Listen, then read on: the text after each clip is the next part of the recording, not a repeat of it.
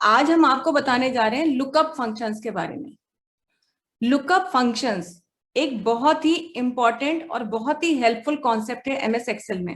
Actually देखा जाए तो दिस इज द मतलब one of the most important feature, और we can say that this is the one of the best features of MS Excel. वैसे तो Excel की कोई भी फैसिलिटी, एक्सेल जो भी आपको चीज दे रहा है, जितने भी टूल्स दे रहा है, जितने भी ऑप्शंस दे रहा है, वो सभी अपने आप में बहुत ज्यादा हेल्पफुल है और बहुत ज्यादा रिक्वायरमेंट में भी आते हैं। लेकिन फिर भी उसमें भी अगर हम बेस्ट फीचर्स की बात करें तो लुकअप फंक्शंस भी उसमें से one of the best features की तरह से ही सामने निकल के आते हैं।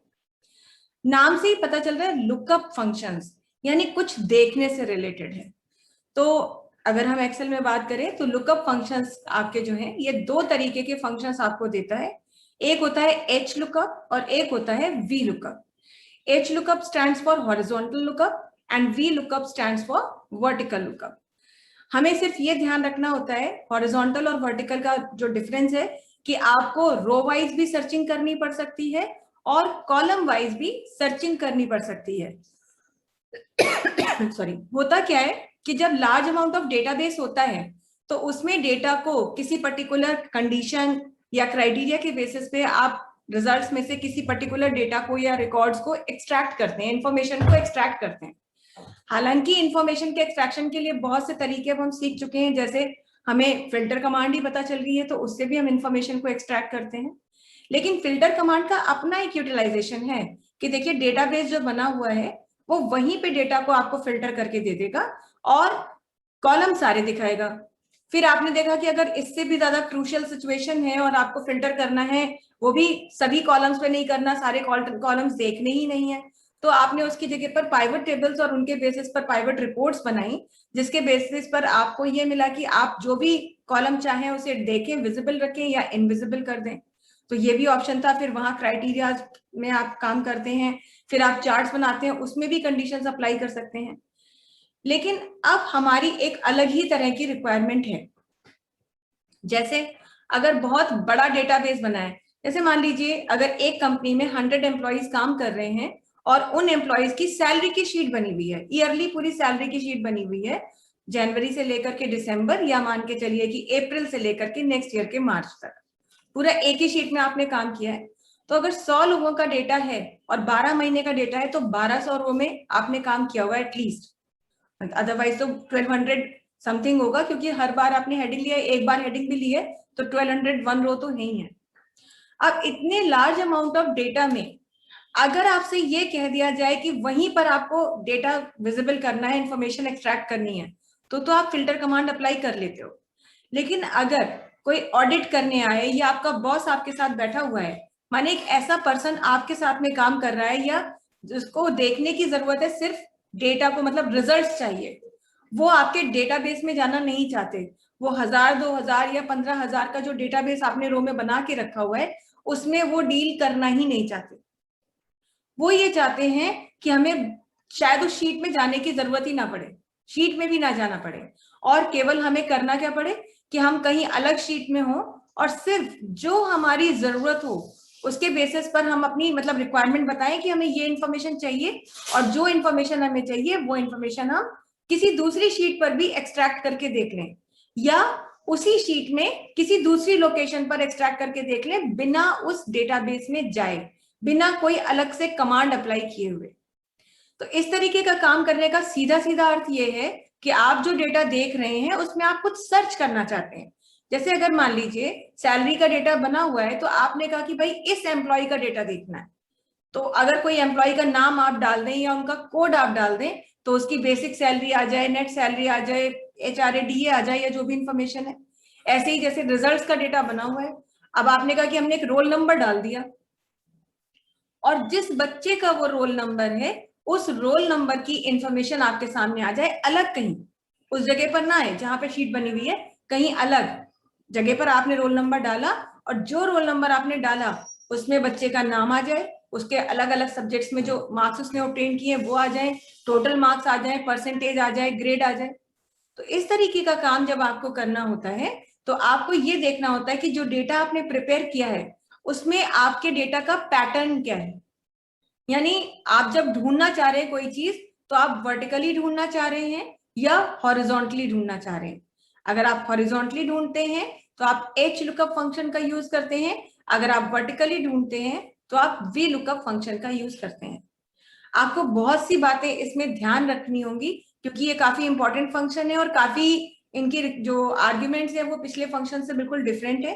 तो पहले हम एक सैंपल डेटा आपको दिखा रहे हैं और उसके बेसिस पर हम आपको दोनों ही फंक्शंस का यूज करना सिखाएंगे, अलग अलग डेटा बना करके दिखाएंगे। तो चलिए स्टार्ट करते हैं अपने लुकअप फंक्शंस के साथ। इसके लिए एक्सेल का हमारा ये जो हमारी वर्कबुक बनी हुई है इसी को हमने खोला और हमने मार्क्स वाली रिपोर्ट ले ली। इस डेटा को हमने ले लिया यहां से और हम एक नई शीट ले लेते हैं। यहां से हम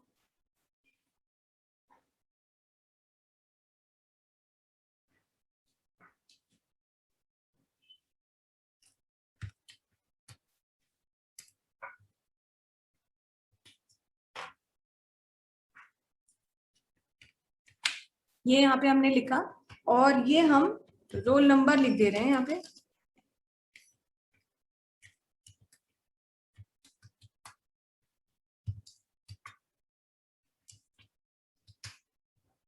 कुछ भी हमने अज्यूम कर लिया है वैल्यू।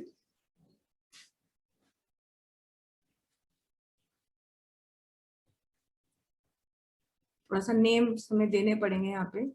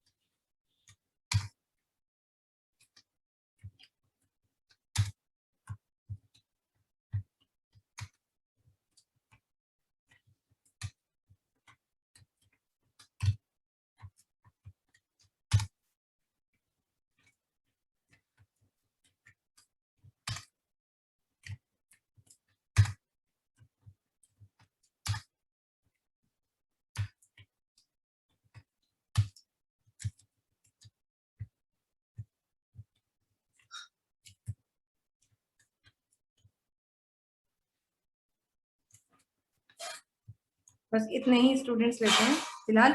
और ये कितना भी डेटा हो सकता है, अज्यूम हम कुछ भी कर लें, डेटा ये कुछ भी हो सकता है। इतने ही बच्चों का डेटा हमने सपोज लिया। अब यहाँ पर ये पूरा डेटाबेस बना है, इसी शीट में हम हैं, सेम शीट में भी हम हो सकते हैं या किसी दूसरी शीट में भी हम हो सकते हैं। अब आपसे एक्सपेक्टेड ये है कि आपने तो ये पूरा डेटाबेस बनाया है जो कि काफी लार्ज अमाउंट ऑफ डेटाबेस हो सकता है, अच्छा खासा डेटा है ये बना हुआ। पर अगर आपसे कह दिया जाए कि भाई हमें इसमें इस रोल नंबर वाले बच्चे का डेटा देखना है, तो उस सिचुएशन में क्या है कि आप पहले फिल्टर कमांड अप्लाई करेंगे, फिर फिल्टर पे जाएंगे और रोल नंबर वहां पे डालेंगे कि जो जो हमारे इस फिल्टर में आते हो, मतलब जिसका रोल नंबर ये हो उसका डेटा दिखाइए। तो वो तब इतना करने के बाद जाकर के आपको उस रोल नंबर का डेटा दिखाएगा, वो भी उसी डेटाबेस में, माने यही डेटाबेस अफेक्ट होगा। लेकिन अब हम इस डेटाबेस को अफेक्ट करना ही नहीं चाहते, इसके साथ कोई छेड़खानी नहीं करना चाहते। हम तो इनफैक्ट ये चाहते थे कि कहीं नीचे हमसे कह दिया जाता है यहाँ पर कि आप रोल नंबर डालिए। जैसे हम रोल नंबर डालें, उस बच्चे का नाम और उसके अलग अलग सब्जेक्ट्स के मार्क्स, यही डेटा कॉपी कर ले रहे हैं, हमारे पास डेटा है ये, पेस्ट स्पेशल कर रहे हैं और ट्रांसपोज कर रहे हैं ताकि वही डेटा इस तरह से आ जाए। अब मैक्सिमम मार्क्स हमें नहीं लिखने, तो इसको हम यहाँ से सेल को डिलीट कर ले रहे हैं। ये है डेटा। तो हम इस तरह से चाहते हैं कि अगर हम किसी बच्चे का रोल नंबर यहाँ डालें तो जैसे ही हम उस बच्चे का रोल नंबर डालें, उसका नेम, अलग अलग सब्जेक्ट्स में जो मार्क्स उसने ऑब्टेन किए हैं वो, टोटल मार्क्स उसके जो मिले वो, परसेंटेज, उसका रिजल्ट क्या और उसको क्या ग्रेड मिली, वो सारी इंफॉर्मेशन वहां से उस डेटाबेस से फेच करके हमें यहां मिल जाए। अब इसके लिए हमें सबसे पहले ये देखना है कि हमने डेटा किस तरह से फीड किया हुआ है, किस ऑर्डर में फीड किया है।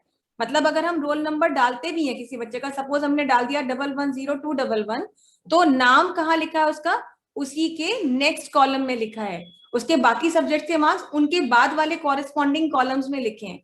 यानी रोल नंबर डालने पर आपको कॉलम्स में मूव करना है। कई बार ऐसा भी होता है कि कोई वैल्यू फीड करनी है, सर्च करनी है, तो उसको रो वाइज सर्चिंग करनी होती है, और इसी के लिए आपको कौन से दो फंक्शन मिल रहे हैं? एक फंक्शन मिलता है जिसका नाम है एच लुकअप और एक फंक्शन मिलता है जिसका नाम है वी लुकअप। आपको जब भी रो वाइज सर्चिंग करनी है, बहुत ध्यान रखिएगा, रो वाइज सर्चिंग के लिए वी लुकअप फंक्शन का यूज होता है और कॉलम वाइज सर्चिंग के लिए आप एच लुकअप फंक्शन का यूज करते हैं। इसमें नेम्स को हॉरिजॉन्टल और वर्टिकल के साथ कंफ्यूज मत करिएगा, बस ये आपको ध्यान रख लेना है, अपना मूल मंत्र यही है एच लुकअप और वी लुकअप को यूज करने का। तो डेटा के पैटर्न के हिसाब से अगर हम फिलहाल अपना डेटा देखें तो हमें सर्चिंग करनी है कॉलम वाइज, कि भाई जो भी वैल्यू है जिसके अगेंस्ट हमें वैल्यू सर्च करके लानी है वो उसके अगले कॉलम में लिखी है। तो इसका मतलब कौन सा फंक्शन यूज करेंगे? फंक्शन यूज करेंगे वी लुकअप। और वी लुकअप फंक्शन का सिंटैक्स क्या होता है? सबसे पहले तो आप वही वी लुकअप लिखते हो, उसके बाद में ब्रैकेट ओपन करते हैं और सबसे पहली चीज क्या देते हैं? सबसे पहली चीज देते हैं आप लुकअप वैल्यू। लुकअप वैल्यू का मतलब कि आप किसके बेसिस पर, किसके आधार पे डेटा सर्च करेंगे। यानी यहां पर वो वाली सेल हम सिलेक्ट करेंगे जिसके बेसिस पर आगे कॉलम्स में मूव करना है। फिर इसके नेक्स्ट कॉमा लगाते हैं, फिर लिखते हैं टेबल अरे या एरे। टेबल एरे में हम अपना पूरा डेटाबेस सिलेक्ट करते हैं, जो भी टेबल आपकी बनी हुई है पूरा का पूरा डेटाबेस आप सिलेक्ट करेंगे। उसके बाद में आप देते हैं कॉलम इंडेक्स नंबर। कॉमा लगाने के बाद एक और आर्ग्यूमेंट आती है column index number. Column index number पे आप वो नंबर डालेंगे जिस नंबर के कॉलम की वैल्यू आप सर्च करना चाहते हैं। जैसे दूसरा कॉलम है, तीसरा कॉलम है, चौथा कॉलम है, तो जिस नंबर के कॉलम की वैल्यू को आप जिस सेल में लाना चाहते हैं वहां पर वही कॉलम इंडेक्स नंबर आपको देना होता है। और लास्ट में आप एक क्लॉज लिखते हैं, यहाँ पर ट्रू या फॉल्स दोनों में से एक लिखा जाता है। चाहे तो आप ट्रू लिखें चाहे फॉल्स लिखें, लेकिन आप लिखेंगे क्या? आप लिखते हैं यहाँ पर फॉल्स। क्यों लिखते हैं? क्योंकि फॉल्स जो होता है वो एग्जैक्ट मैच के लिए होता है और ट्रू जो होता है वो अप्रोप्रिएट मैच के लिए होता है।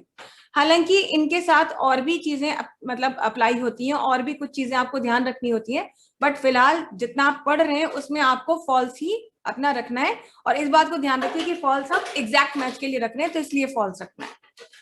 ये पूरा का पूरा हमारा सिंटैक्स होता है वी लुकअप फंक्शन का, और सारी आर्ग्यूमेंट्स आपको इसी तरीके से देनी होती हैं।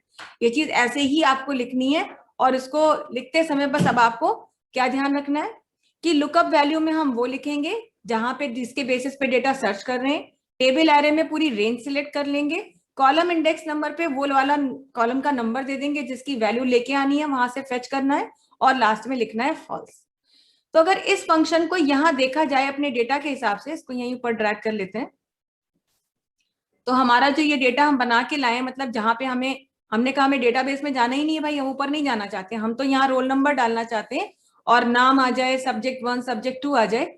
तो उसके हिसाब से लुकअप वैल्यू में रोल नंबर वाली सेल सिलेक्ट की जाएगी। क्यों?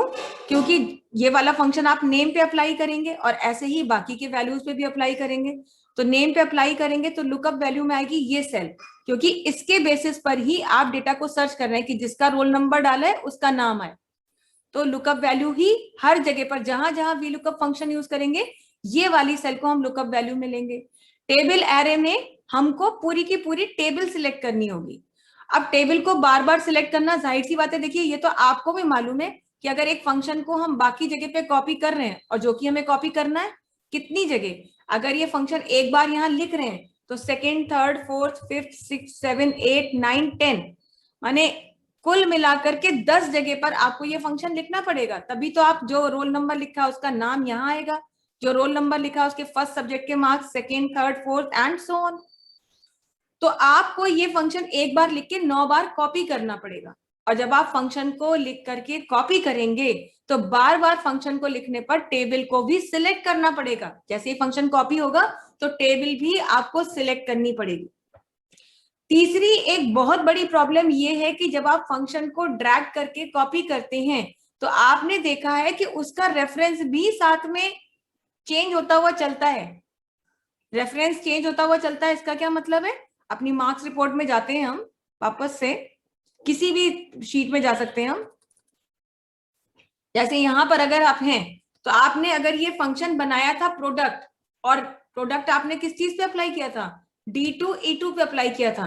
तो यही फंक्शन अगर हम यहाँ पे खोलते हैं तो देखिए ये D3 E3 पर आ रहा है, D4 E4 पर आ रहा है, D5 E5 पे आ रहा है। और यही तो एडवांटेज है एक्सेल का, यही तो फायदा है एक्सेल को यूज करने का, कि आप एक जगह पर अपनी कैलकुलेशन लिखते हैं और बाकियों पर उसे कॉपी कर लेते हैं।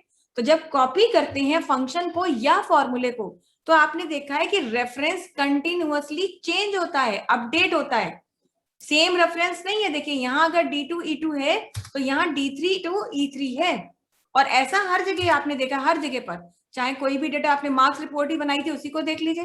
तो आपने अगर यहाँ पर एक बच्चे की परसेंटेज निकाली थी पहले स्टूडेंट की, तो हमारा रेफरेंस था I2/I2 J2 सॉरी, तो यहाँ पर ये रेफरेंस I3/J3 हो गया था। तो ये कैलकुलेशन जब भी फंक्शन या फॉर्मूले कॉपी होते हैं तो रेफरेंसेस भी अकॉर्डिंगली अपडेट होते हैं। और इसके बेसिस पर अगर देखा जाए तो किसी भी फंक्शन या फॉर्मूले में जो रेफरेंस आप यूज करते हैं वो कितनी तरह के रेफरेंस होते हैं, ये भी साथ ही साथ यहाँ जानना जरूरी है कि कितने तरह के हम रेफरेंसेस को यूज करते हैं। फॉर्मूला या फंक्शन लिखते समय हमेशा यहाँ पर आपको जो रेफरेंसेस मिलते हैं, पहला रेफरेंस है आपका सॉरी रिलेटिव रेफरेंस, दूसरा रेफरेंस होता है आपका एब्सोल्यूट रेफरेंस, तीसरा रेफरेंस होता है आपका मिक्स्ड रेफरेंस, और चौथा रेफरेंस होता है आपका 3D रेफरेंस। ये चार तरह के रेफरेंस फॉर्मूला या फंक्शन को कॉपी करने पर आते हैं, मतलब यूज किए जा सकते हैं, जिसमें रिलेटिव जो होता है ये डिफॉल्ट होता है। यानी एक्सेल अपनी तरफ से जो रेफरेंस दे रहा है आपको, वो कौन सा दे रहा है? रिलेटिव रेफरेंस दे रहा है। अब रिलेटिव रेफरेंस है क्या? Relative reference is a reference kind of reference that always gets updated. Formula या फंक्शन को कॉपी करने पर जो रेफरेंस अपने आप अपडेट हो जाता है, यानी कि फॉर्मूले को कॉपी करने पर या फंक्शन को कॉपी करने पर लोकेशन चेंज होने पर जो, देखिए रिलेशन इस सेल का जो रिलेशन इनके साथ था, यहां ये फंक्शन कॉपी करने पर रिलेशन इसके साथ हो गया, नेक्स्ट सेल में कॉपी करने पर इसका रिलेशन इनके साथ बन गया। यानी ऐसा रेफरेंस जो लोकेशन के चेंज होते ही रिलेशन को भी चेंज कर दे, वो रेफरेंस क्या कहलाता है? रिलेटिव रेफरेंस कहलाता है। और हमें जरूरत पड़ती है, ज्यादातर केसेस में रिलेटिव की ही पड़ती है।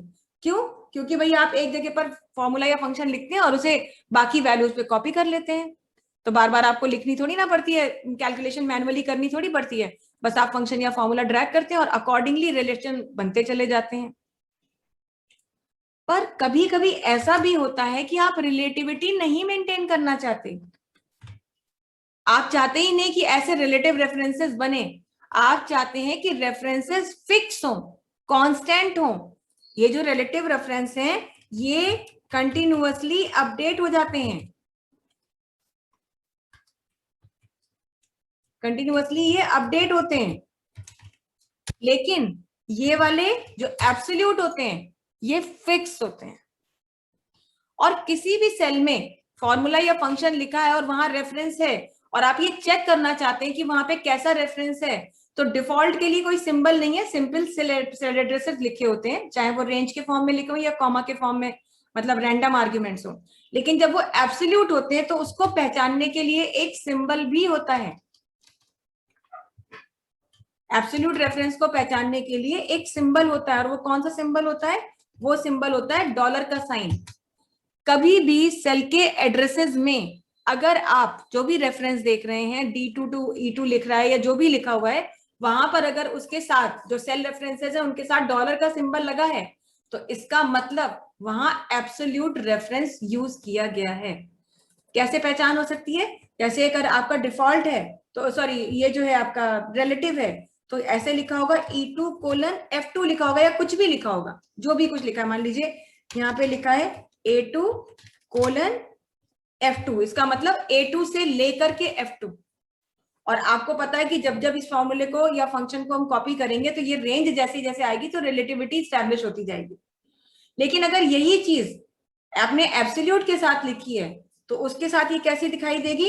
ये दिखाई देगी $A2 $A $2 colon $F $F$2। ये फर्क होता है रिलेटिव में और एब्सोल्यूट में। और मे भी प्रसेनजीत ने कभी इस तरीके का रेफरेंस देखा होगा कहीं पर।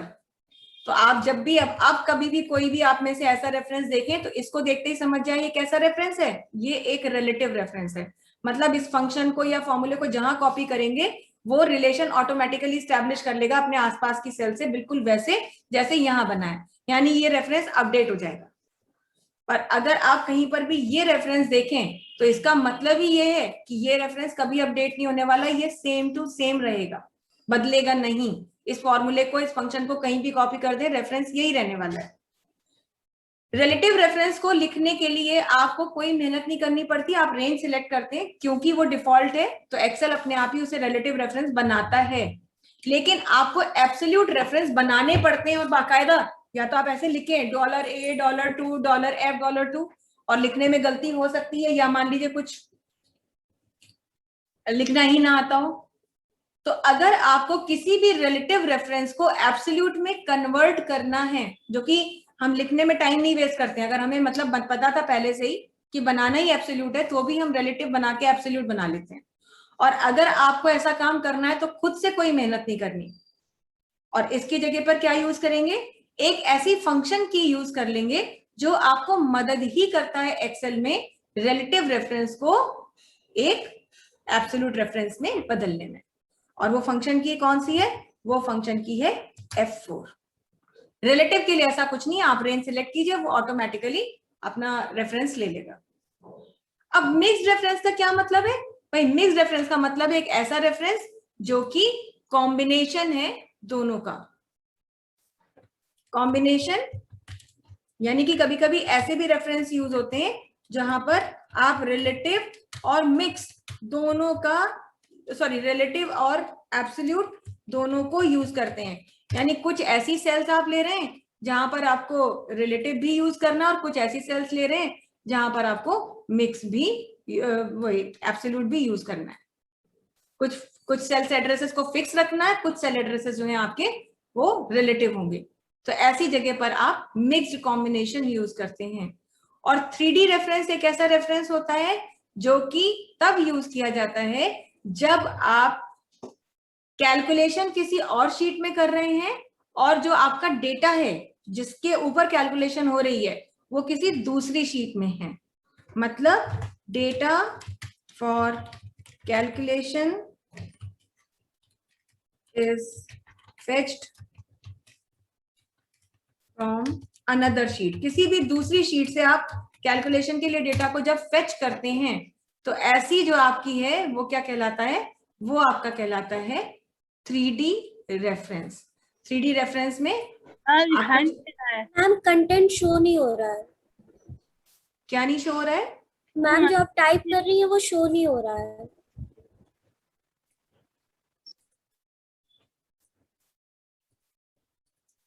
अब हो रहा है? यस मैम, अब हो रहा है। Yes ma'am.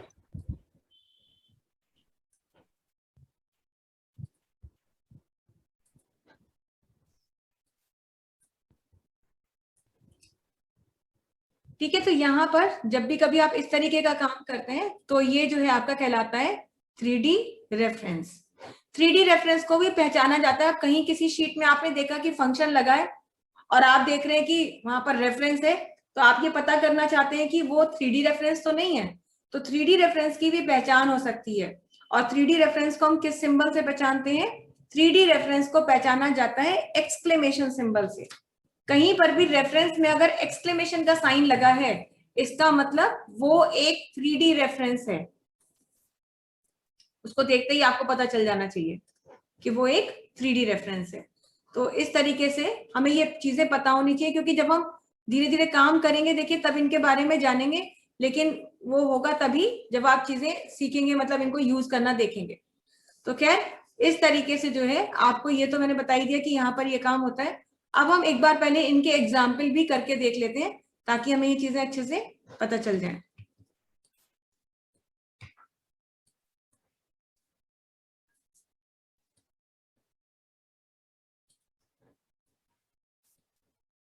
इसका जो है ना आप स्क्रीनशॉट जरूर ले लीजिएगा। अभी हम आपको पूरा पहले लिख दें, पहले पूरा बना दें, तब आप करिएगा, अभी मत लीजिए।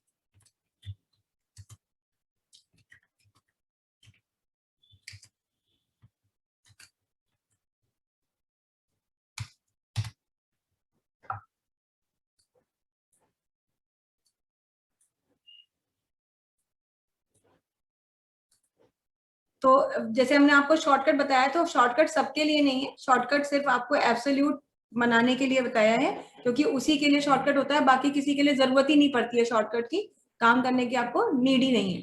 तो जैसे यहाँ अगर मान लीजिए कहें कि मिक्स रेफरेंस का एग्जाम्पल देखें, तो हो सकता है कुछ ऐसा लिखा हो कि $A $2 प्लस F2 ऐसे हो सकता है, या F5 कुछ भी लिखा हो सकता है। तो यहाँ पर देख के आपको पता चल रहा है कि एक ऐसा रेफरेंस है, एक एड्रेस ऐसा लिया है जो एब्सोल्यूट है, डॉलर सिंबल से लिया गया है, और एक ऐसा एड्रेस है जो कि रिलेटिव है, क्योंकि वहां पर कोई एब्सोल्यूट का सिंबल नहीं यूज किया है। तो इस तरीके का जो आप कैलकुलेशन कहीं भी कर रहे होते हैं तो वो कहलाता है आपका मिक्स्ड रेफरेंस। और 3D रेफरेंस कैसे दिखता है, जैसे मान लीजिए कहीं किसी जगह पर आपने यूज किया तो आपने लिखा देखा हो शीट 1 A2 मतलब एक्सक्लेमेशन A2 F2। सपोज ऐसा कुछ भी आप लिखा देख रहे हैं जहां पर पहले शीट का नाम लिखा होगा जहां से रेफरेंस लिया जा रहा है, फिर एक्सक्लेमेशन का साइन लगा होगा और फिर एक रेंज दी गई होगी, तो ऐसी जगह पर आप समझ जाएंगे कि ये एक 3D रेफरेंस है। तो ये सिर्फ देख करके पहचानने की बात है कि कैसे पहचाना जाता है। अब पहले तो आप इस स्क्रीन का शॉट ले लीजिए ताकि आपके पास ये एक बेसिक इंफॉर्मेशन हो। और अब हम इसके बाद बात करते हैं अपने रिलेटिव रेफरेंस की। देखिए रिलेटिव रेफरेंस हमेशा आप यूज कर चुके हैं बहुत बार, मतलब अभी तक आपने जितनी भी कैलकुलेशन की है वो रिलेटिव ही की है। कैसे, फिर भी हम आपको उसे एक एग्जांपल से दिखा देते हैं कि मान लीजिए यहाँ पर कुछ छोटी छोटी वैल्यूज लिखी हुई हैं और यहाँ भी कुछ सपोज छोटी छोटी वैल्यूज ऐसे लिख दी है, और अगर आपने कोई भी फंक्शन यहाँ पर यूज किया, आपने कहा is equal to sum, bracket open किया और रेंज दे दी, ब्रैकेट क्लोज किया, तो देखिए आपको यहाँ पर सम मिल गया। और अगर अब आप इस फंक्शन को खोलें तो देखिए लिखा B91 C91, इसको यहाँ खोलें तो B92 C92, यानी ये एक ऐसा रेफरेंस था जो लोकेशन के बदलते ही बदल गया। तो ऐसा रेफरेंस जो लोकेशन के चेंज होते ही अपडेट हो जाता है वो रेफरेंस कहलाता है रिलेटिव रेफरेंस।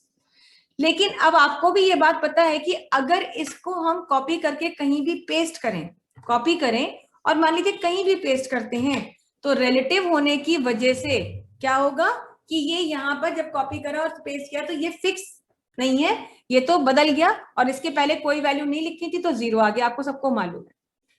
पर कभी कभी ऐसा भी होता है कि कैलकुलेशन आपको करनी है लेकिन आपको रिलेटिविटी मेंटेन नहीं करनी है।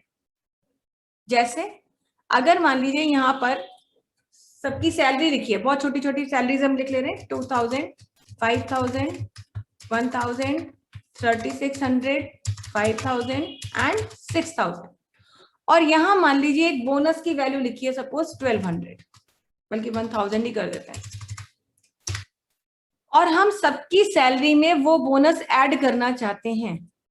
तो ऐड करने के लिए सबको पता है is equal to sum use होता है, और आप क्या करेंगे यहाँ पर नहीं, यहाँ हम कुछ और वैल्यू लिख रहे हैं, बोनस नहीं है, कुछ भी ऐसी फिगर्स लिखी हुई हैं, ये लिखा हुआ है, और हम चाहते थे कि इसको हम ऐड करें, सिर्फ पहली वैल्यू को हमें इसे ऐड करना था केवल, और हम ये चाहते थे कि इसको जब हमने ऐड किया, अब ये कहीं भी हम कॉपी करें तो ये ना बदले। अब हमें तो मालूम है कि अगर यहां पर हम खोल के देखें तो B1007 टू C107 दिख रहा है। अगर हम इसको यहां से कॉपी करेंगे भी तो ये कहीं भी कॉपी होने पर अकॉर्डिंगली अपडेट होगा, पर आप नहीं चाहते कि अपडेट हो।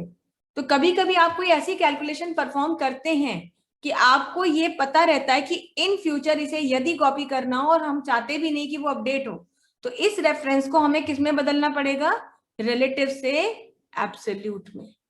एक बार ये रिलेटिव से एब्सोल्यूट बन जाएगा तो फिर इसे अगर कहीं कॉपी भी करते हैं तो ये फिक्स रहेगा, नहीं बदलेगा। और रिलेटिव से एब्सोल्यूट बनाने के लिए बहुत साधारण तरीका है, आपके पास एक फंक्शन की है ऑलरेडी F4। तो जैसे आपने यहाँ पर B107 लिखा है, इसके बाद क्लिक करिए और कीबोर्ड से F4 की प्रेस कर दीजिए। देखिए प्रेस करते ही $B107 आ गया। इसी तरह से बाद वाली सेल के लास्ट में क्लिक करिए और वहां फिर F4 प्रेस कीजिए और एंटर कर दीजिए, और देखिए अब क्या होगा। अब हम इसे कॉपी कर रहे हैं और इसी के नीचे यहाँ पेस्ट कर दे रहे हैं। अब आप देखिए क्या फर्क है, इसको देखिए तो ये रिलेटिव है और इसको देखिए तो ये एब्सोल्यूट है। अब यहां से इसको कहीं भी आप कॉपी करके पेस्ट करें, चाहे कोई वैल्यू लिखी हो या ना लिखी हो, जैसे मान लीजिए यहाँ पर हमने 5 और 5 लिख भी दिया और इसे हम कॉपी करके यहाँ पेस्ट कर रहे हैं, तो कायदे से क्या होना चाहिए था, 10 आ जाता। अगर ये रेफरेंस रिलेटिव होता तो यहाँ 10 आ जाता, लेकिन ये क्या दे रहा है, ये वही फिगर दे रहा है जो यहाँ से कॉपी करके लाई गई, क्योंकि ये एक एब्सोल्यूट रेफरेंस होता है। एंड प्लीज बिलीव मी, ये यूज होते हैं। अभी हो सकता है आपको लग रहा होगा मैम बता रही हैं, ऐसा तो कभी जरूरत नहीं पड़ेगी, हम क्यों ही एब्सोल्यूट करने लग गए, हमें तो रेफरेंस रिलेटिव ही चाहिए। तो मोस्ट ऑफ द केसेस में रिलेटिव चाहिए होता है, पर इसका मतलब ये नहीं कि रिलेटिव ही चाहिए होता है। बहुत सी ऐसी भी सिचुएशंस आती हैं जहां आपको उन्हें एब्सोल्यूट करना ही पड़ता है। जैसे सामने सिचुएशन देख रहे हैं कि कोई वैल्यू लिखी थी, आप उसे कॉपी करके पेस्ट कर रहे हैं, कैलकुलेशन का आउटपुट था, पर आप चाहते हैं कि वो फिक्स रहे तो आप उसे एब्सोल्यूट बना लेते हैं। अब तीसरा हम बात करते हैं मिक्स्ड रेफरेंस की। तो जैसे यहाँ मान लीजिए हमने कुछ सैलरीज रख ली, सपोज यहाँ लिख दिया 20,000, यहाँ लिख दिया 15,000, यहाँ लिख दिया 14,500, यहाँ लिख दिया 18,500, यहाँ लिख दिया 35,000, यहाँ लिख दिया 22,000, ऐसे कुछ हमने यहाँ पे वैल्यूज लिख ली हैं। कुछ सैलरीज हमने यहाँ पर अपने एम्प्लॉयज की लिख ली, जो भी हमारे एम्प्लॉयज थे उसके अकॉर्डिंगली। अब मान लीजिए यहां पर क्या हुआ, जैसे कि कोई भी पैंडेमिक आती है, मतलब नेचुरल कैलामिटी भी आ सकती है। आपको सबको पता है कि जब इस तरह की कोई कैलामिटी आती है, प्राकृतिक आपदाएं आती हैं, तो ऑर्गेनाइजेशंस डोनेट करती हैं, चैरिटी करती हैं। अब कोई भी अपने दमखम पे तो करता नहीं है, प्राइवेट सेक्टर हो या पब्लिक हो, थोड़ी बहुत स्टाफ की सैलरी काट लेते हैं। तो जैसा आपको पता है बहुत बार बाढ़ आती है, सूखा पड़ता है, तो कहते हैं कि सैलरी में से इतना % इस महीने कट जाएगा। क्यों? क्योंकि भाई वहां जाना है, चंदे के लिए जाना है। ऐसे ही मान लीजिए आपकी कंपनी ने भी कुछ ऐसा प्लान किया कि यहाँ पे लोगों की बेसिक सैलरी लिखी थी और कहा गया कि सबकी सैलरी का 10% निकलेगा। अब 10% कह दिया गया, निकालो जरा सबकी सैलरी का 10% कितना है। तो जो ये काम कर रहा था उसने 1 मिनट में काम कर दिया, उसने कहा is equal to basic into 10%, इतना तो उन्होंने कर दिया। अब भाई पैसा कटने की जब बात आती है तो सीधी सी बात है कि हम सबको बहुत प्रॉब्लम होती है। ठीक है, तो यहाँ पर हम चाहते हैं कि अब कहा गया वो भी क्या करना है, 10% निकालना है। चलिए पॉइंट हो गया, वो भी सैलरी का निकालना है, कितना, 10% निकालना है। तो अब 10% के नाम पे सबको प्रॉब्लम होगी कि भाई 10% निकालेंगी तो सबकी सैलरी से 10% बहुत ज्यादा निकल रहा है। तो फाइनली जब सबने इस बात पे ऑब्जेक्शन किया, सभी एम्प्लॉइज ने, तो एक कंडीशन ये तय की गई, फाइनली म्यूचुअली ये डिसाइड हुआ कि अच्छा ऐसा करते हैं कि इसमें सबसे छोटा अमाउंट किसका है। तो जब ये ढूंढा गया कि सबके 10% में ढूंढ करके, तो सबसे छोटी अमाउंट ये मिली। तो सब इस बात पे अग्री कर गए कि चलिए ठीक है, जो सबसे छोटी अमाउंट है सबके में से वही लेस कर दीजिए, सबके में से आपको वही मिनिमम अमाउंट लेस कर देनी है। तो जब आपको मिनिमम अमाउंट लेस करनी है और इस बात पे हुआ, तो कहा गया कि ठीक है, सबकी सैलरी का निकाल दीजिए, इतना पैसा निकाल करके कितना बनता है। तो यहाँ पे क्या किया गया, इज इक्वल टू फॉर्मूला बनेगा सीधे सीधे कि इसमें से कितना लेस करिए, इसमें से इतना लेस कर दीजिए। और यही फॉर्मूला बनाने वाले ने कॉपी कर दिया पूरा का पूरा, और कॉपी करने के बाद उसने चेक बना दिए सबके, और अमाउंट या ऑनलाइन पेमेंट हो गए, NEFT कर दिया गया। हालांकि ये काम करने के बाद कभी किसी ने यदि चेक किया हो तो ये बहुत बड़ा ब्लंडर है, बहुत बड़ी गलती है यहाँ पर। या बाद में अगर चेक निकलने से पहले ही किसी ने चेक कर लिया, देख लिया, तो पता चल जाएगा कि गलती क्या है, गलती बहुत बड़ी की गई है। जब उसने ये फॉर्मूला बनाया तो उसने कहा कि भाई इसमें से इसको लेस कर दीजिए, जो कि बहुत ही ऑब्वियस है, कहा ही यही गया था कि लेस करना है। लेकिन यही फॉर्मूला जब बाकियों पे कॉपी हुआ तो रिलेटिव रेफरेंस होने की वजह से देखिए, जो रिलेशन इस सेल का इस सेल से था, रिलेटिविटी होने के बाद इस सेल का उसी की नीचे वाली सेल से, मतलब वो उतना ही गैप ले रहा है। जैसे 20,000 यहाँ लिखा था और उसके नीचे 1,000 1 2 3 4 5 6 7वीं सेल पे लिखा था, तो 15,000 में भी 1 2 3 4 5 6 7वीं सेल पे 1500 लिखा है, तो 1000 नहीं घटा, उसके में से 1500 घट गए, अगले के में से 2500 घटे, उसके में से 3000 घटे, और बाद वाले तो मजे में है। क्यों? क्योंकि रेफरेंस तो बराबर कॉपी हो रहा है लेकिन वैल्यू घट ही नहीं रही है, क्योंकि नीचे की सेल्स में कुछ लिखा ही नहीं है। ऐसी सिचुएशन में ये बहुत बड़ी गलती है। देखा जाए तो जेन्युइनली सिर्फ पहले वाले एम्प्लॉय की सैलरी में से पैसा कटा, बाकी सबका गलत सलत कट गया।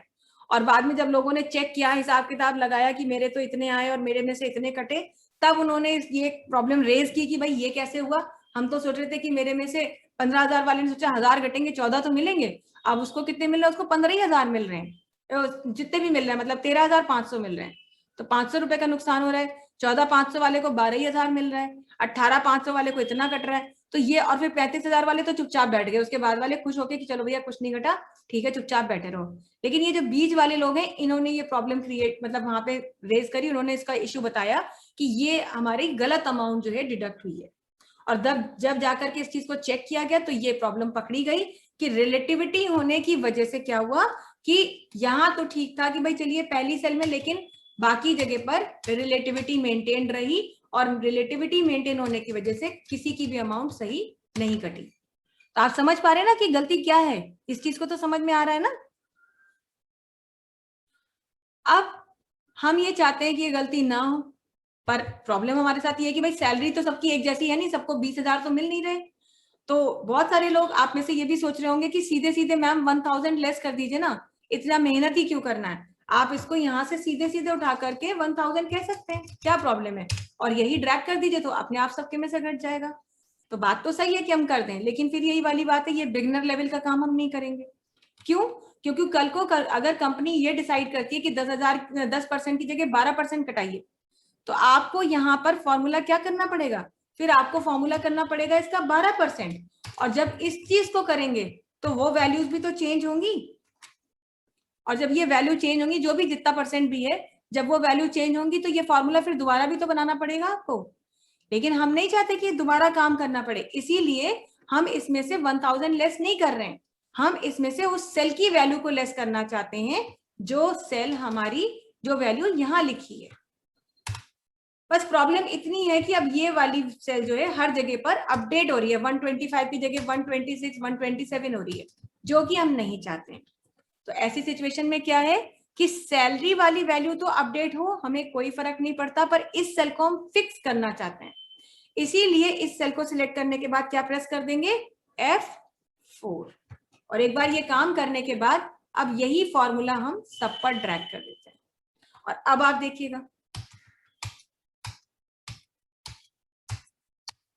सैलरी कहीं भी है, ये देखिए सब जगह पर वही अमाउंट लेस हो रही है जो सेल हमने फिक्स कर दी है।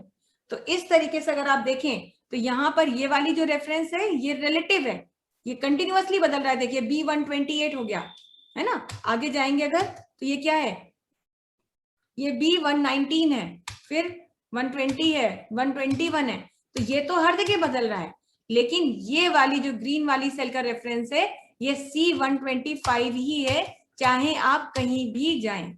तो ऐसे रेफरेंस को आप क्या कहते हैं, मिक्स्ड रेफरेंस कहते हैं। तो ये आपके रिलेटिव, एब्सोल्यूट और मिक्स्ड हो गए। चौथा रेफरेंस है हमारा 3D रेफरेंस। वो 3D रेफरेंस का क्या काम है, जब भी कहीं कैलकुलेशन कर रहे हैं लेकिन डेटा उस शीट में ना होकर किसी दूसरी शीट में है, तो आप उसके लिए तब क्या होता है, तब आप उसको कहते हैं 3D रेफरेंस। जैसे मान लीजिए हमने एक यहाँ पर हेडिंग दे दी कि हमको लिखना है एक्सपेंसेस। अब एक्सपेंसेस में हमने कहा पहला एक्सपेंसेस है सैलरी का, और भी बहुत सारी लिस्ट बना रहे हैं, लेकिन सैलरी का एक्सपेंस बनाना है, टोटल कितनी सैलरी है, तो सैलरी का टोटल निकालना था। पर वो सैलरी का डेटा कहाँ है, सैलरी का डेटा तो किसी दूसरी शीट में बना है। कहाँ बना है, यहाँ बना है। उस शीट में आएंगे, जो भी आपको डेटा सिलेक्ट करना है आप डेटा सिलेक्ट करेंगे। मान लीजिए मैं सिर्फ जनवरी का डेटा सिलेक्ट कर लेती हूँ, या यहाँ से कुछ भी ऐसा ले लेते हैं। भाई नेट सैलरी केवल हम जनवरी की निकाल रहे हैं अभी, और कुछ हम ज्यादा कर नहीं रहे। ये किया हमने, रेंज सिलेक्ट की। देखिए शीट टैब पर क्लिक करने के बाद सिर्फ रेंज सिलेक्ट किया, आप वापस उस शीट पे नहीं आएंगे। अगर आप उस पे आ गए तो आप गड़बड़ करेंगे। इतना करने के बाद सीधे सीधे सिर्फ ब्रैकेट क्लोज करना है और कुछ नहीं करना, कहीं क्लिक नहीं करिए, और ब्रैकेट क्लोज करके कीबोर्ड से एंटर की दबा दीजिए। एंटर की दबाते ही टोटल आपको यहाँ मिल गया। मैं एक बार फिर से करके दिखा रही हूँ, आप ध्यान दीजिएगा। सबसे पहले अपना फंक्शन का नाम लिखेंगे, ब्रैकेट ओपन करेंगे। अब आपको कहाँ जाना है, सैलरी वाली शीट में, या जिस शीट में जाना हो। हमारी शीट सैलरी वाली शीट है, हम यहाँ पर क्लिक करेंगे। यहाँ ब्रैकेट ओपन है, यहाँ क्लिक करेंगे। क्लिक करने के बाद वो रेंज सिलेक्ट करेंगे, जितनी भी रेंज हो, पूरे साल की है तो पूरे साल की सिलेक्ट करेंगे। और सिलेक्ट करने के बाद अब ब्रैकेट क्लोज करेंगे। आपको कहीं क्लिक नहीं करना। आप यहां से अगर उसी शीट में वापस आ गए तो रेफरेंस गड़बड़ हो जाएगा। तो आपको ऐसे ही रहना है, माउस छोड़ दीजिए और कीबोर्ड से ब्रैकेट क्लोज कर दीजिए। और जैसे ही आप एंटर करेंगे तो आप यहाँ पहुंचेंगे, और ये बता रहा है कि भाई सैलरी का जनवरी का एक्सपेंस 2 लाख इतने रुपए था। और आप जब इसको खोल के देखेंगे तो देखिए ये क्या दिखा रहा है, सम करो। किसको करो, L2 से L11, लेकिन कहाँ का, सैलरी, और इसके बीच में एक्सक्लेमेशन का मार्क लगा है। सैलरी उस शीट का नाम है, एक्सक्लेमेशन का सिंबल ये बता रहा है कि ये यही शीट नहीं थी, दूसरी कोई शीट थी, और ये रेंज उस शीट की ली गई थी। तो जब भी कभी आप ऐसा कोई रेफरेंस देखते हैं तो उस रेफरेंस को हम 3D रेफरेंस के नाम से जानते हैं, जहां पर आउटपुट जो कैलकुलेशन का है उसके लिए जो डेटा यूज किया गया है वो डेटा किसी दूसरी शीट में यूज किया है। Then this type of reference is known as 3D reference. तो ये सारी चीजें बताना यहाँ क्यों जरूरी था, तो वैसे भी हमें ये चीज बतानी ही थी, और दूसरा ये इसलिए भी आपको बताना जरूरी था क्योंकि अब जो हम अभी काम करने जा रहे हैं, अपना जो हम मार्क्स रिपोर्ट में काम करने जा रहे हैं, उसमें ये हमें पता होना चाहिए। अगर ये चीज नहीं पता है तो गड़बड़ हो जाएगी। क्यों, क्योंकि भाई जब हम ये चीज यहाँ पर करेंगे, अच्छा मार्क्स का तो ये यहाँ पर है डेटा, यही है हमारा। तो जब हम मार्क्स के लिए बात करेंगे कि लुकअप वैल्यू लेके आओ, और जब हम ये फंक्शन यहाँ से यहाँ पे लिखेंगे यहाँ पर, और यहाँ से यहाँ कॉपी करेंगे, तो देखिए लुकअप वैल्यू बराबर बदल जाएगी, कंटिन्यूअसली बदलेगी। तो आप लुकअप वैल्यू को अगर नहीं चाहते हैं बदलना भाई हर सेल के लिए, चाहे नाम हो, चाहे सब्जेक्ट 1 के मार्क्स या 2 के मार्क्स हो, लुकअप वैल्यू सेम रखना चाहते हैं तो इसको भी आपको एब्सोल्यूट बनाना पड़ेगा। और दूसरी चीज क्या ध्यान रखनी पड़ेगी आपको यहाँ पर, कि टेबल एरे जो आप रेंज ले रहे हैं, बार बार रेंज को सिलेक्ट करने से अच्छा है कि रेंज को कोई नाम दे दीजिए। जब रेंज को नाम दे देंगे तो बार बार यहाँ जाके डेटा को सिलेक्ट करने के पछड़े में आपको नहीं पड़ना होगा। तो जब भी कोई ऐसा काम आप कर रहे होते हो जिसमें कि आपको बार बार डेटा को सिलेक्ट करना है, कोई एक स्पेसिफिक रेंज है और उसे आपको बार बार सिलेक्ट करना है, तो उसे सिलेक्ट करने के लिए आपको खुद मेहनत करने की जरूरत नहीं है। ऐसी सिचुएशन में आप हमेशा क्या करें, आप उस रेंज को कोई नाम दे दें। और रेंज को नाम देना हम आपको पहले ही बता चुके हैं, कैसे देते हैं। पूरी रेंज सिलेक्ट कीजिए, पूरी, एक्स्ट्रा रो कॉलम मत लीजिएगा, लेकिन अपनी पूरी रेंज सिलेक्ट कीजिए, नेम बॉक्स में आइए और जो भी नाम आपको देना है वो नाम दे दिया। हमने यहाँ लिख दिया डेटा और एंटर कर दिया। अब इस रेंज का नाम हो गया डेटा। अब देखिए हम एक ही फंक्शन भले ही आ जाओ पर हम इसे करके दिखाएंगे। नेम हम चाहते हैं नेम आए, कैसे आए, जब हम रोल नंबर डालें तो रोल नंबर के इसके लिए क्या लिखेंगे, is equal to V lookup, क्योंकि हमें कॉलम वाइज सर्चिंग करनी है। वी लुकअप, आप क्या देंगे, लुकअप वैल्यू कहाँ है, ये है, इसी के बेसिस पर डेटा सर्च होगा, कॉमा टेबल एरे। अब या तो हम पूरा डेटा सिलेक्ट करते, लेकिन अब तो हमने नाम दे दिया, तो देखिए हम तुरंत नाम लिखेंगे, वो ग्रीन कलर से दिखाने लगा, और वो रेंज का नाम यहाँ दिखने भी लगता है ऐसे, ठीक है। और यहाँ देखिए तो ये डेटा सिलेक्ट भी हो गया, पूरी एरिया सिलेक्ट हो गया, तो ये एडवांटेज मिला, हमें सिलेक्ट करने में नहीं पड़ा। अब तीसरी आर्ग्यूमेंट है कॉलम इंडेक्स नंबर। कौन से कॉलम का डेटा लाना चाहते हैं, नेम का, और इस टेबल में अगर देखा जाए तो नेम कौन से नंबर पे है, दूसरे नंबर का कॉलम है, दूसरा, तीसरा, चौथा, पांचवा, छठा, सातवां, आठवां, उसके बाद 10वां, 9वां नहीं चाहिए, 10वां चाहिए, 11वां चाहिए, 12वां चाहिए। तो इसी के लिए क्या करेंगे, यहाँ पे कॉलम का नंबर डाल देंगे 2 और फिर लिख देंगे फॉल्स, ब्रैकेट क्लोज करेंगे, एंटर करेंगे। अभी वो आपको देखा जाए तो ये एरर नहीं है, बट हैश के साथ दिखा रहा है तो काइंड ऑफ एरर है, और लिखा हुआ है नॉट एप्लीकेबल। तो ये नॉट एप्लीकेबल इसलिए बता रहा है कि भाई अभी आपने कुछ काम किया ही नहीं है, जब आप यहाँ कोई रोल नंबर डालोगे तो उस पर ये फंक्शन अप्लाई होगा। तो हमने कहा ठीक है, अब यही चीज हम यहाँ सब जगह कॉपी कर लेते हैं, फंक्शन को तो लिखना बार बार जरूरत नहीं है, लिखने के बाद एक बार इसको अप्लाई कर दिया, हमने कहा जो चेंज करना होगा वो चेंज कर देंगे। तो अगर इस फंक्शन को यहाँ देखा जाए तो देखिए B49 हमारी लुकअप वैल्यू है, डेटा है, कॉलम नंबर 2 है और फॉल्स है। लेकिन यही चीज अगर यहाँ देखें तो अब ये क्या बन गया, ये बन गया B50, जबकि आपको तो B49 ही रखना है, डेटा अपनी जगह ठीक है, कॉलम नंबर 2 की जगह 3 करना चाहिए। तो यहाँ पर देखिए हर बार ये आपको लुकअप वैल्यू बदल रही है, तो लुकअप वैल्यू नहीं बदलनी है, उसको फिक्स करना है, और कॉलम का नंबर हर बार बदलना है, भाई हर जगह दूसरे कॉलम का ही एड्रेस थोड़ी लाएंगे। तो इसी के लिए थोड़ा सा क्या चेंज कर लेंगे, ये चेंज करेंगे कि जो हमने यहाँ पर लुकअप वैल्यू बनाई थी उस लुकअप वैल्यू को हम फिक्स कर दें, और फिक्स करने के लिए हम क्या करेंगे, लास्ट में आएंगे, सेल को सिलेक्ट करके उसका जो एड्रेस है उसके बाद कीबोर्ड से प्रेस कर देंगे F4, और अब हम इस फंक्शन को कॉपी करेंगे। तो कॉपी करने पर देखिए अब हर जगह B49 ही लुकअप वैल्यू है। तो दो चीजें तो हमारी आ गई सही, कि एक तो लुकअप वैल्यू सही आ गई और रेंज सही आ गई है, सिर्फ अब आपको क्या बदलना है, कॉलम का नंबर। तो इतना पहले से ही कर लेना चाहिए था, कायदे से क्या था, ये कुछ ऐसे नहीं करना था, सबसे पहले is equal to V lookup करते, ब्रैकेट ओपन करते, डेटा रेंज ये सेल सिलेक्ट करते, इसको F4 करते, कॉमा अपनी रेंज का नाम पहले ही दे चुके हैं 2, कॉमा फॉल्स, ब्रैकेट क्लोज करके एंटर करते,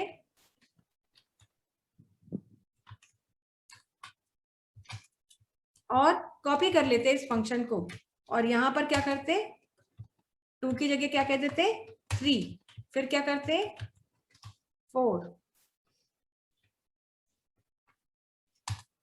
फिर क्या करते 5। हाँ नहीं जा रहा है।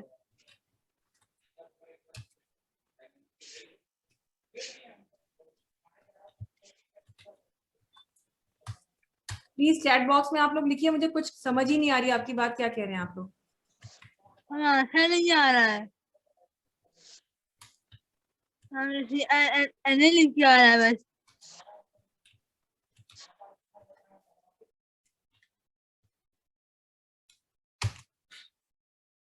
एक सेकंड में पहले दिखा दूं। अब हम कोई भी एक रोल नंबर ऊपर से ले लेते हैं, मान लीजिए 110238, तो यहाँ पर हम 110238 डालेंगे, और देखिए एंटर करते ही उसने बता दिया, अच्छा परसेंटेज का कॉलम गलत है, यहाँ पर मार्क्स ऑब्टेन्ड का इसका गलत हो गया, 5 सब्जेक्ट है, तो एक मिनट देख लेते हैं, ये दूसरा कॉलम था, तीसरा, चौथा, पांचवा, छठा, सातवां, दूसरा, तीसरा, चौथा, पांचवा, छठा, ये 2 बार 6 हो गया ना, यहाँ 7 होगा, ये 7th कॉलम होगा, फिर ये होगा आपका 8th कॉलम,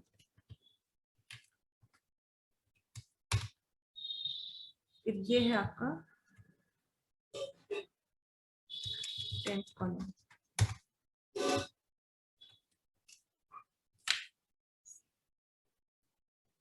ये देखिए इस तरह से दिया है। अब आपको सिर्फ यहाँ पे रोल नंबर डालना है, और रोल नंबर को डालते ही आपको पता चल जाएगा बच्चे का नाम क्या है, हर सब्जेक्ट में उसके कितने मार्क्स आए, टोटल मार्क्स कितने मिले, परसेंटेज क्या है, क्या ग्रेड आई, जो भी कॉलम नंबर आप डालें वो तो इतना है जरूरी थोड़ी कि ये हो, खाली रोल नंबर डालने पर आप नाम और ग्रेड निकाल लेते, ये जरूरी नहीं था कि इतना पूरा होता, आप ऐसे भी कर सकते थे। पहले मैं इसको खोल दे रही हूँ, एक बार आप इसको जो है यहाँ पर इसकी वो ले लीजिए, स्क्रीनशॉट ले लीजिए।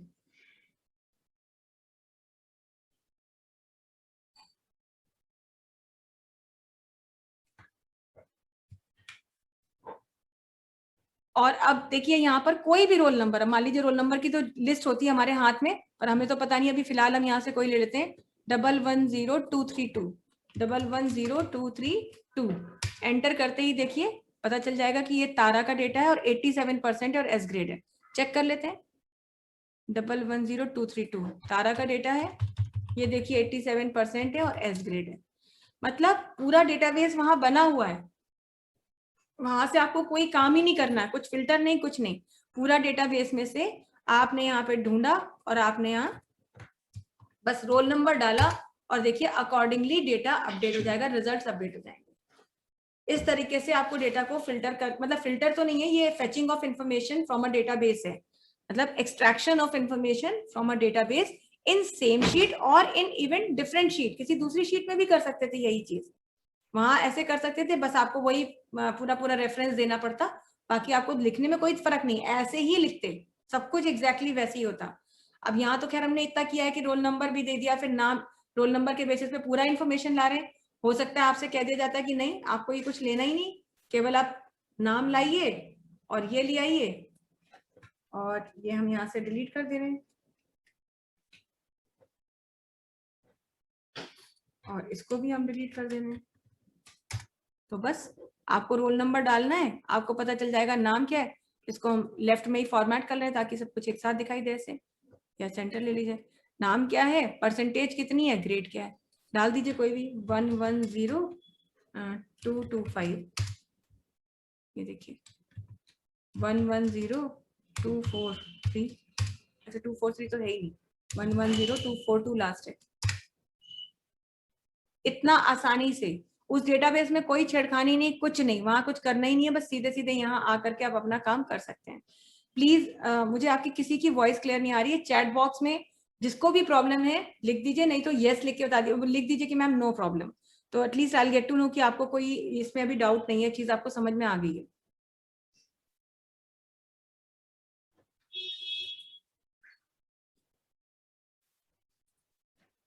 सबको समझ में आ गया ना ये? प्रिया, निलिया, प्रसेनजीत, गरिमा, आयुष, अमित, अतुल,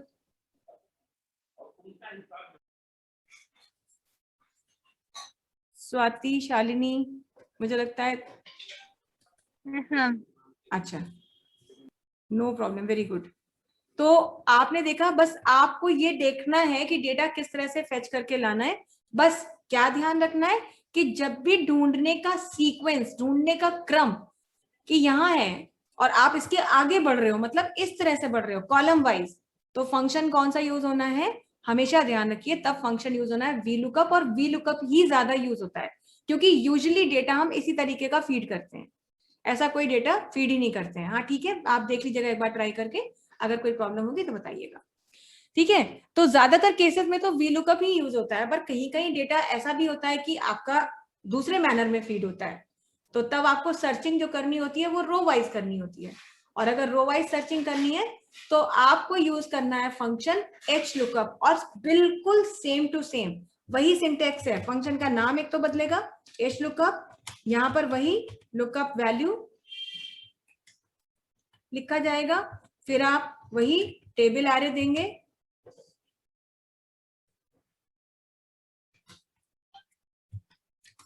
टेबल एरे यहाँ पर भी देना होगा एग्जैक्टली वैसे ही जैसे आप इससे पहले देखे हैं, बस फर्क क्या है कि यहाँ आप डालेंगे रो इंडेक्स नंबर, बस इतना फर्क है, और बाकी फॉल्स, इतना डिफरेंस रखना है सिर्फ, बाकी सारी चीजें सेम टू सेम, फंक्शन का नाम बदलेगा और कॉलम इंडेक्स की जगह पर रो इंडेक्स नंबर रहेगा।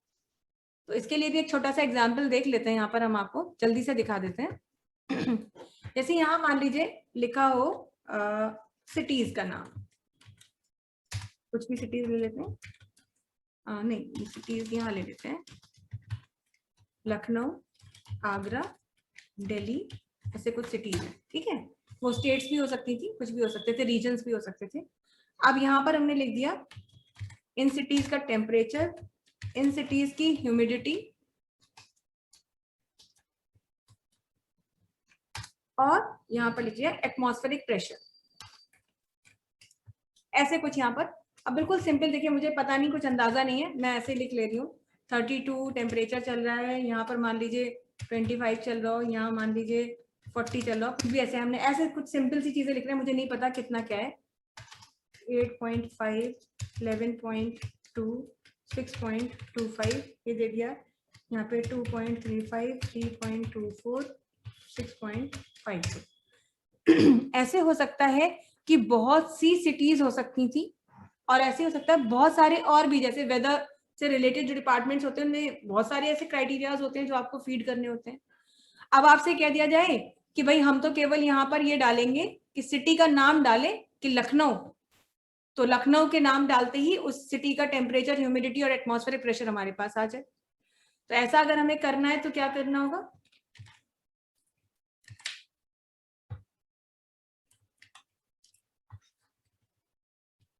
एंटर सिटी नेम, ऐसे कुछ बना लिया, देखने में थोड़ा अच्छा सा लगे इसके लिए बना लिया, बाकी कुछ ऐसा नहीं है कुछ फर्क हो रहा है। ये कर दिया यहाँ पर, और यहाँ हमसे कहा गया कि सिटी का नाम यहाँ डालिए। इसको थोड़ा सा बैकग्राउंड भी दे दिया ताकि अच्छा सा लगे, समझ में हाईलाइट हो कि यहाँ पे आपको सिटी का नाम डालना है। तो हम चाहते हैं कि बस हम यहाँ आगरा लिखें, और आगरा लिखते ही आगरा का टेम्परेचर, ह्यूमिडिटी और एटमॉस्फेरिक प्रेशर हमारे सामने आ जाए। तो इस सिचुएशन में क्या करेंगे, अब आपको पता है कि जो डेटा आप ढूंढना चाहते हैं, जिसके बेसिस पर आप डेटा फेच कर रहे हैं, वो उसके कॉरेस्पॉन्डिंग रो में है, उसके नीचे बढ़ना है, ना कि आगे। तो इसीलिए आपको अब क्या फंक्शन यूज करना है, अब आपको फंक्शन यूज करना है यहाँ पर HLOOKUP is equal to HLOOKUP। पहले रेंज को नाम दे दें ताकि बार बार सिलेक्ट नहीं करना पड़ेगा। इस रेंज को नाम देने के लिए दे दिया, यहाँ पर सिलेक्ट किया और यहाँ लिख दिया टेम्प, कुछ भी लिख देते, is equal to HLOOKUP, bracket open करेंगे, लुकअप वैल्यू ये है जिसको कि हमें फिक्स करना है, इसे एब्सोल्यूट कर दिया, कॉमा अपने डेटा का नाम दे दिया रेंज का, कॉमा कौन से नंबर की रो है, दूसरे नंबर की रो है, comma false, bracket close and enter. And इसी को हम कॉपी कर दें और यहाँ पर आए और सेकंड की जगह सिर्फ हमें रोल नंबर अपडेट करना है, 3 कर दिया और यहाँ पे रोल नंबर 4 कर दिया, और बस अब आप डालिए यहाँ पे सिटी का नाम। जैसे आप लिखेंगे आगरा, ये देखिए आगरा का टेम्परेचर ये यहाँ आ गया। हालांकि अभी आपको लग रहा होगा सामने ही तो रखा था, ऐसे ही देख लेते, लेकिन जरूरी नहीं है कि सामने ही लिखा होता। ये तो मैंने आपको सामने दिखा दिया in order to check it out कि हाँ एकदम सही है, सामने ही दिख रहा है। जरूरी नहीं था कि वो सामने होता, हो सकता किसी दूसरी शीट में होता या बहुत सारा नीचे डेटा होता। तो आपको कुछ करने की जरूरत नहीं है, आपको सिर्फ बस यहाँ पे डालिए, आपने कहा लखनऊ और ये लखनऊ का टेम्परेचर, ह्यूमिडिटी और एटमॉस्फेरिक प्रेशर आ गया। तो बेसिकली हमारा ऑब्जेक्टिव आपको सिखाने का ये था कि HLOOKUP और लुकअप फंक्शंस तब यूज होते हैं जब आप डेटाबेस में डील ही नहीं करना चाहते, वहां पर जाकर के अपने कंफ्यूजन को इंक्रीज करना ही नहीं चाहते, उससे कोई लेना ही देना नहीं है। आप सिर्फ ये चाहते हैं कि डेटाबेस से अलग कहीं हम कुछ बनाएं, मतलब कोई इंफॉर्मेशन एक्सट्रैक्ट करनी है और उसको एक्सट्रैक्ट करने के लिए हमें कोई मेहनत ना करनी पड़े।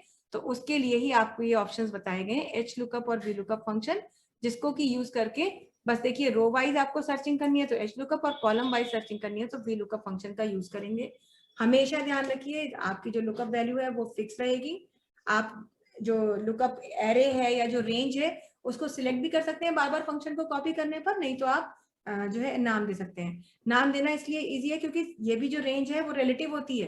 तो अगर आप लुकअप वैल्यू जो है, सॉरी जो डेटा आपका है टेबल एरे जो है, अगर आप उसे कॉपी करते हैं, उसे नाम नहीं देते हैं, तो कॉपी करने पर वो भी हर बार अपडेट होती है। तो इसीलिए नाम देना आसान है कि बार बार सिर्फ नाम ही लिखना होगा, एक बार नाम लिखने पर वही सेम रेंज रहेगी और सिर्फ आपको रो नंबर या कॉलम इंडेक्स नंबर बदलना और आपका काम हो जाएगा। तो इतना रखते हैं आज के लिए, इतना ट्राई करके देख लीजिएगा एक बार प्लीज। आप में से कोई भी निलिया, प्रिया, दीक्षा तथा कोई भी एक जन जरा चेक कर लीजिएगा कि कोई ऐसा फंक्शन तो नहीं है जो छूट गया हो। अगर छूट गया हो तो हमें बताइएगा, नहीं तो फिर इसी टॉपिक को आगे कंटिन्यू करेंगे। आज के लिए इतना ही रखते हैं। That's all for the day.